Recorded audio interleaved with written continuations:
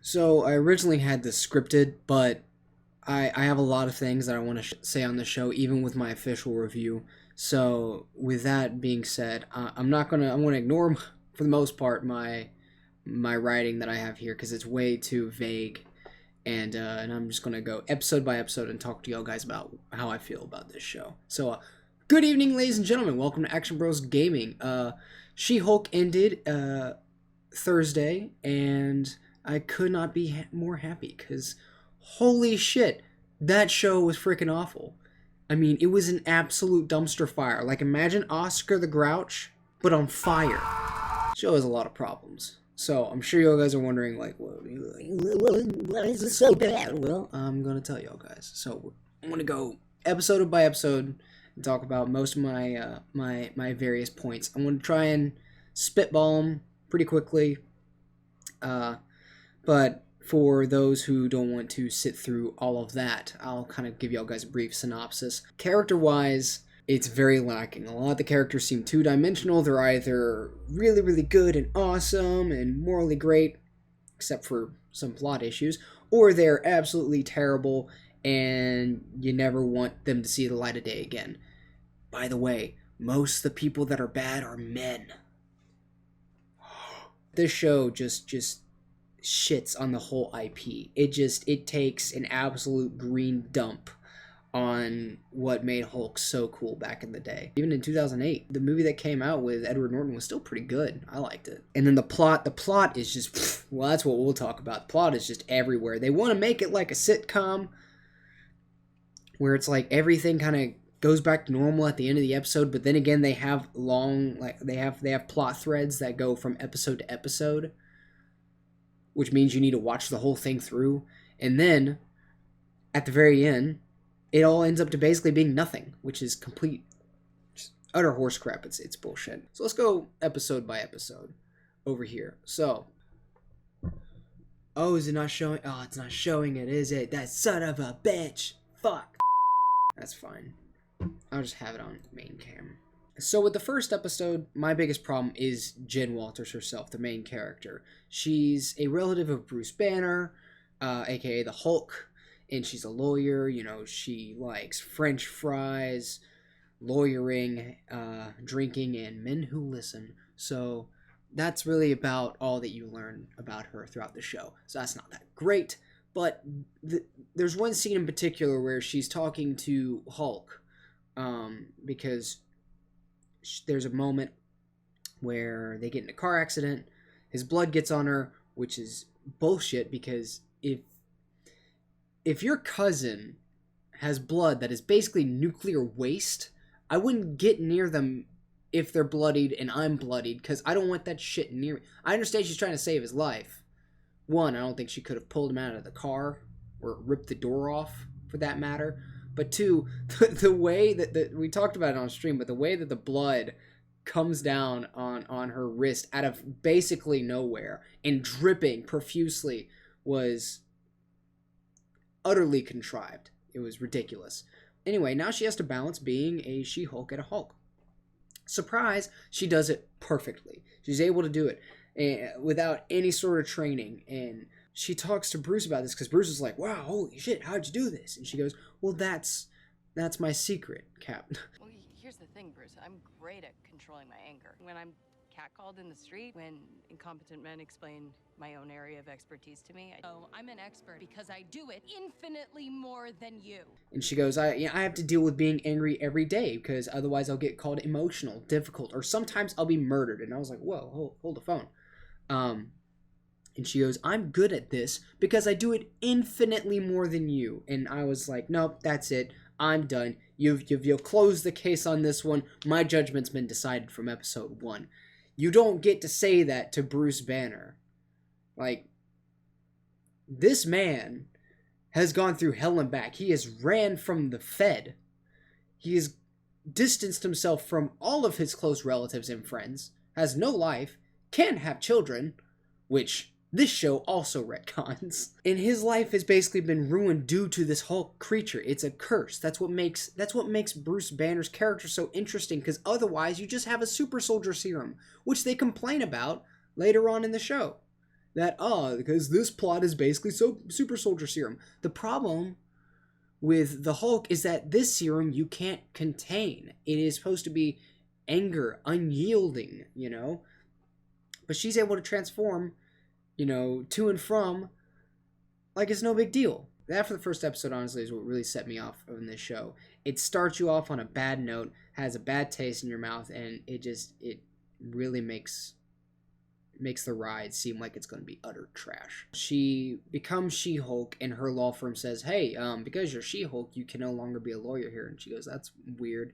I don't understand why that would be a discriminating factor. And they're like, yeah, no, you're just bringing too much attention to yourself, so we're gonna let you go. And so she has no place of work for about 5 minutes before a law firm says, hey, you're She-Hulk. We'll hire you. That's no problem. She's like, wow. That was easy. So besides her getting this job, her first task as a lawyer is to be a defense for Emil Blonsky, aka Abomination, the guy who tried to kill Hulk in his own movie with Edward Norton. What I don't like about this is what they've done to Emil Blonsky, because he used to kind of have this, he had this sort of soldier midlife crisis thing going on where, you know, he was a good soldier, but he's starting to age in years, and so he took the super soldier serum, and then he got some of the Hulk's blood, and now he became Abomination. And so he had this cool arc of him kind of slowly turning into a psychotic maniac while trying to hold on to his youth, I suppose, or his strength, and still be the greatest soldier. That's kind of, I guess, that was his goal. My problem is what they did with Emil. He's kind of cucked in this show, I'm gonna be honest. He's all like, I write haikus, namaste, which honestly Hulk kind of does as well, and that bothers me a bit. Avoiding stress isn't the secret. And what is it? Yoga? Well, that certainly didn't age well, did it? Hulk is supposed to be an edgy character. You know, you look at him in Avengers, and he's testing people. He's smart. He's calculated. You brought me to the edge of the city. Smart. I assume the whole place is surrounded. Just you and me. Put you in the... Stop lying to me! I'm sorry. That was mean. I just wanted to see what you do. You know, you look at him now, and he's like, you gotta learn how to control your anger. And that's about all he ever really says. Feel the waves breaking, feel the breath, no judgment. And his performance really was lackluster. But with Emil, he's writing haikus, he's wanting to start basically a religious cult. He has like 8 soulmates, or I guess wives, because I assume he believes in polygamy. And she vouches a defense for him, ends up getting him released. So my biggest issue was what they did with Emil. I think he was a pretty decent character, not perfect. Guy kind of went off the rails a little easily. Even with the super soldier serum, I thought a lot of this was a stretch. But with this, it's just they've pussified the man, you know, and it just bothers me because he was cool back then, and now I'm just like, he's just a throwaway character. The original antagonist is now, you know, how far he's fallen from what he used to be. This is supposed to be Abomination, you know. The guy, he originally, I don't think, was supposed to be able to transform back into human form, and I guess he just figured it out. So episode 3, along with plot, the thing I feel like I should tell you most is an Asgardian lady uses... I'm just going to read this point. I love it.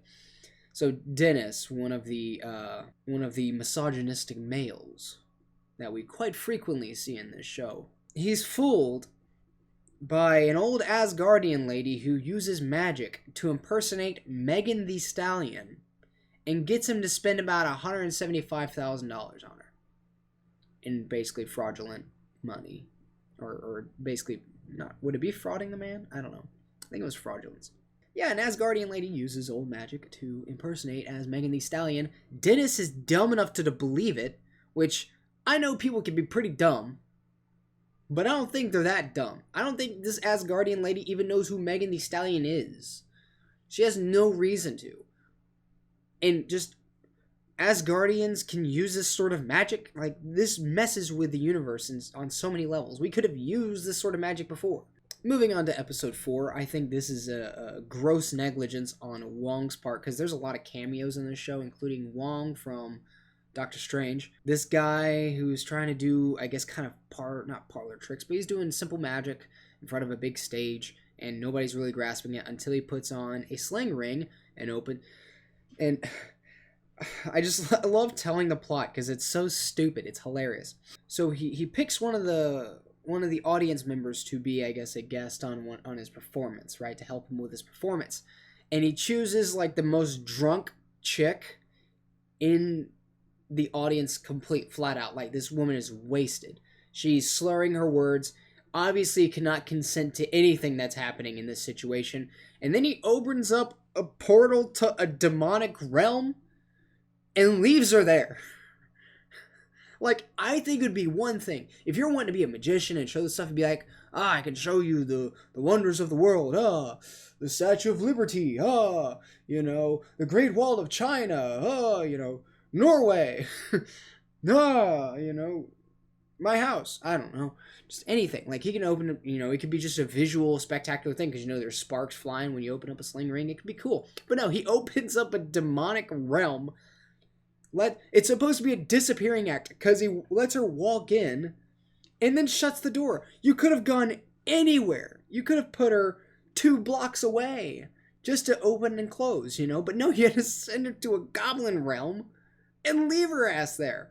Like, this is absolute gross negligence. Absolute. And they don't even sue him on that. They sue him because he used the sling ring. And they want him to stop using the magic. It's like, if Wong wants to sue him to not use magic, why doesn't he just use a sling ring, like he knows how to do, to grab the dude's sling ring? Because I don't know if you remember in Doctor Strange, but behind Wong's back, Doctor Strange uses his sling ring to make a little sling ring, go in and grab books that he wasn't supposed to be getting, right? Couldn't Wong just do that? This fucks up everybody that shows up in this show. Like, I'm not kidding. So there is a good thing that comes out of She-Hulk episode 5, and that is Jace is actually in it. At Titania's, which is one of the antagonists of the show, she opens up a beauty store, and he's in line. He's got red hair, and shout out to you, Jace. You're awesome. My biggest thing was, in the lawsuit of this episode, of episode 5, She-Hulk uses the name She-Hulk to make a Tinder profile, basically. And one of her antagonists, Titania, sues her because she's allegedly copyrighted the term or the word She-Hulk. And get this, you want to know how She-Hulk wins the case? By showing that she used her name on a Tinder profile, which is what Titania sued her for, was using the name. Ugh, show's fucking stupid. We're going in circles. So episode 6 also made me pretty upset because she gets invited to a wedding, right? Oh, a wedding. And she actually wants to go as She-Hulk, even though for the past 5 episodes she's talked about not wanting to be She-Hulk, even though there's benefits. And her friend specifically requests her not to go as She-Hulk, so she should be like, oh yeah, fine, no problem. She shows up as She-Hulk, wows everybody, and the bride is like, yo, you're tramping on my style, can you like bring it down a notch, literally? Jen Walters in this episode, she's a bridesmaid, and so there are scenes where they ask her to do bridesmaid tasks. Hey, all of the caterers left because they didn't like the way I was treating them, which, by the way, if you're a caterer, you usually, you're contractually obliged to be there. If you left because you didn't like the way the bride was treating you, you shouldn't have a catering business, because I'm sure they go through that shit all the time. Because because you know how weddings can be. They have to be perfect for the bride, right? But no, apparently they just up and quit because you can do that apparently as a caterer, even though they've already paid for your services. Now, if she was assaulting them, that's one thing, but it's just a throwaway line saying, hey, the caterers left because I guess I was being mean to them. Can you help wash dishes? Jen basically bitches about it because she's having to help out doing some of the men's clothes because it got messed up by them playing Mario Kart. They got wrinkled somehow. How do your clothes get wrinkled if you're playing a video game? That doesn't make sense. And Jen's bitching about it. The wedding's not about you, okay? Get over it. And then, I guess I'll throw it in. This episode also has a lawyer case about a man who's immortal.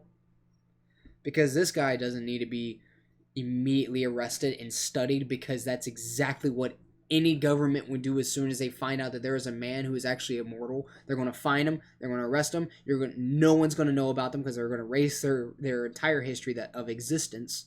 And then they're going to open this man up and figure out how he works, because that is the key to immortality right there. So,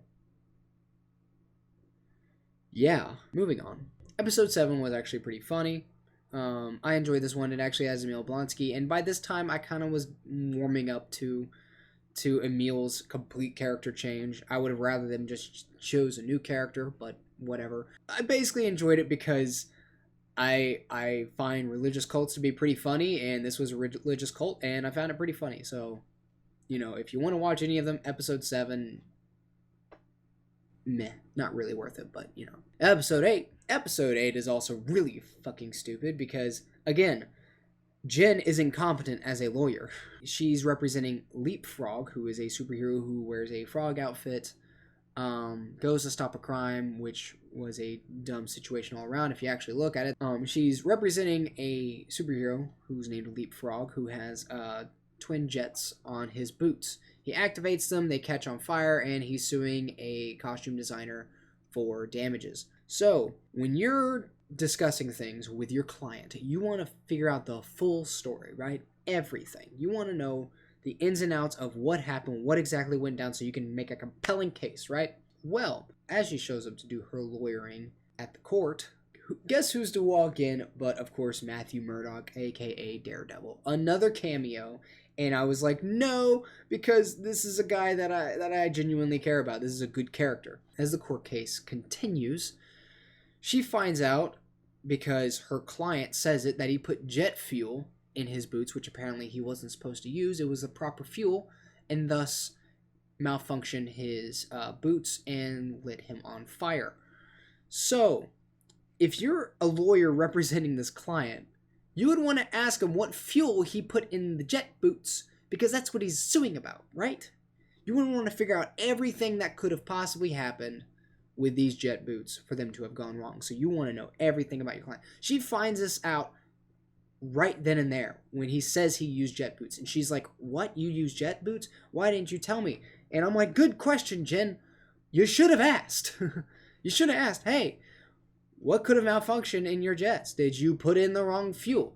Did you put them on a level that was too high? Did you turn them on for too long? Did you not change the oil in your boots? I don't fucking know, okay? It just shows that Jen seems to be incompetent as a lawyer and as a... she's just fucking stupid, okay? This is a dumb show. It's a dumb show. As a side note, talking about all the legalities of all this, she gets in several fights throughout the season of this show. She causes several thousands of dollars worth of property damage. No accountability. Doesn't get any sort of lawsuits or any damages. Not to herself to pay for, or the company that she represents. So, I guess accountability went out the window. Not to mention she Hulk claps to Daredevil, which would fuck up his ears, because it sends him flying. If it's a shockwave that's going to send you flying, the man's probably deaf. You know, he's already blind, and you just made him deaf. What the fuck? But no, he's totally fine because this show has no consequences. In the finale, they rip off the 1960s intro, and that really upset me because she's already insulted the Hulk so many times, and this just drives the knife deeper. So in the ending, so with episode 9, there's a couple of points, because throughout the show, she's had some dating. She slept with every interest that she's actually had in somebody. The first guy that she slept with, all he had to say was, I just want to, enough about me, I want to hear about you. And she's like, he listens? That's all I need. Huzzah! A man of quality! That's all I need. Yep, we're going to go to the house, we're going to bang, whether you like it or not. And so she ends up sleeping with one of the guys from the wedding, one of the groomsmen. He sleeps with her after a couple of dates, and he takes her blood. And I was like, oh no, some government's probably trying to get her blood. It was really hard to find Bruce Banner, and now he's perma-Hulk, so there's not much we can do about that. But Jen Walters, she'll sleep with any guy that listens to her. So, all right, enough said. Boom, got the injection, got it done. Years, decades of hunting down Bruce Banner, sending militaries after him. But nah, with this girl, man, just gotta listen to her. Just be all ears. Super serum everywhere in more ways than one. Fuck. So what ends up happening is Abomination, after he's released from prison because she got him off, he becomes a guest speaker for a group of She-Hulk hating incels who created a plot to take her blood and use it to create Hulks of their own. That actually happens. You know what she does about it? She breaks the fourth wall, which she's done from the beginning of the series, like Deadpool. But she literally goes into Marvel Studios, talks to who I thought was going to be Kevin Feige, which I'm pretty sure this is a play on him, but it's a machine called Kevin, which makes apparently absolute bomber shows for the MCU. Which, if he made all of the shows and movies that have been in Phase 4, he should be deleted and destroyed immediately and burned, because all of that's been garbage, all of it. But she tells him, hey, I want to change the outcome of my show. And he's like, no. And she goes, yes. And he goes, okay. And changes the outcome of the show. Because she doesn't actually give any real reasons why. Besides bitching about cliches. It would make sense. Because that was the plot of the original Hulk. Obviously, people were going to want this Hulk serum. They've been wanting it for decades in the MCU. Because that's the whole thing. Everything's supposed to be connected in this shit, right? But no, she's like, nah, Abomination, he's gonna pay for the wrongs that he's done. Don't want Bruce here. Don't want this character here. Bring in Daredevil because she bangs him, unfortunately. And let's just not do the whole super serum thing. And changes the outcome of the show. And that's about it. And the show ends. And yeah, that's She-Hulk for you. So after all is said and done, we've got a modern, contrived piece of trash standing on the shoulders of giants, and it thinks that it's flying. These writers, you could tell in this show, they're obviously pushing political and cultural propaganda. And one of the ladies, let me see if I can bring up this, because this is important. So yeah, Disney's She-Hulk director boasts about the show's exploring sex and being enjoyed by children. So there you have it. Yeah, she wanted to make a sex-positive show that kids could also watch. So there you have it. Pushing propaganda to not only you, but to your children as well. So, is this show worth watching? I would say no. What does it get? For me, it gets a 1, and the reason why is because it breaks its own show. I only give 1s to shows that break their own world, and this show breaks its own world several times. It makes 0 sense, and honestly, the most entertaining thing about it was me and Riley drinking alcohol, pointing and laughing at how bad this show is. So, this is my first review. This has gone on for about 30 minutes, so I'll see if I can trim it down. But either way, thank y'all guys for listening to me rant about a show. I appreciate it. And I'll hopefully be doing more of these, so I'll catch y'all guys later. Bye!